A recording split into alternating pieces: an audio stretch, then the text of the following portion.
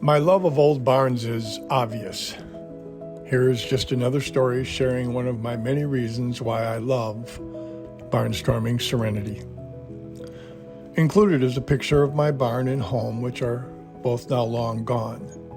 But this is where the prose originated from. Presents from a pig farmer. It was 1972, and a very, very cold Christmas had set in. Christmas Eve was in process. Opening presents before midnight mass was a family tradition, followed by a get-together at Grandma's house. I was in 8th grade and had just opened my present, a little blue portable typewriter. Truth be told, I had just as much fun playing with my siblings' toys, but then the typewriter would change my life, change my future. We were only halfway through the rippling, laughing, apple cider and exclamation points when Dad leaned over and gave me that urgent, loving, stern look that only a farmer and father could give you, especially my dad. That look that only my dad could deliver. Don't forget, check on them now, his eyes said, and the twitch in his nose said, do it now. My father was an amazing human being who could multitask on a farm, a family, and a full-time job. We were always truly blessed at Christmas. So I slipped into my old farmer's overalls, left the dueling warmth between my family's love and the toasty warm house, wasting no time. 12 seconds to be exact. That's how long it took me to run from the house to the barn, zigzagging down the perfectly shoveled snow lanes. For it was one of the coldest winters of my life. It had come early this year. Upon entering the old barn, you could hear the sows grunting as they echoed through the chambers of the barn, almost in synchronicity with the puffing steam coming up from their freshly overstuffed straw cubicles. They were giving birth to little piglets on Christmas Eve, and I was their midwife. You see, when it's below zero minus eternity, baby fresh pigs must be pushed under a heat lamp or they may die. They must get dry and warm enough to go back to suckle their mother.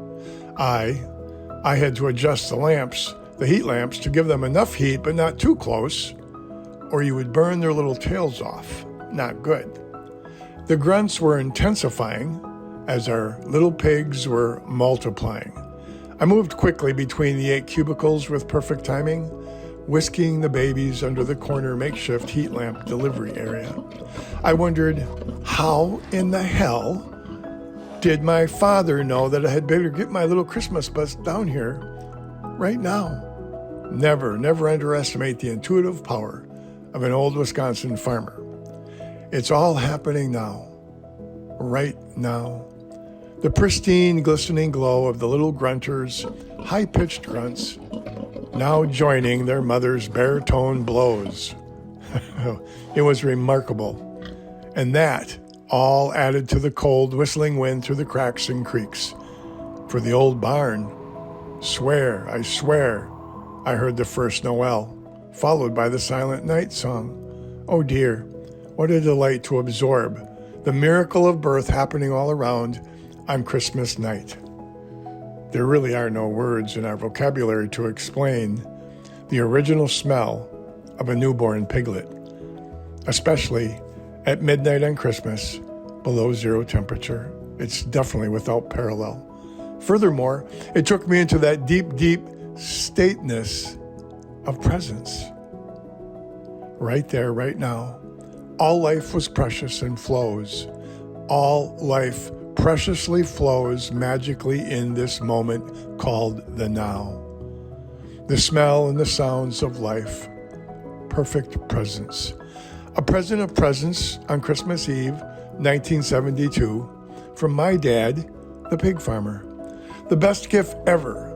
Well, the best gift ever, along with that little blue typewriter that stirred, spurred, and flamed my imagination forever. Right up to this moment, now in presence. I know that awareness shared is the best present for life, our presence.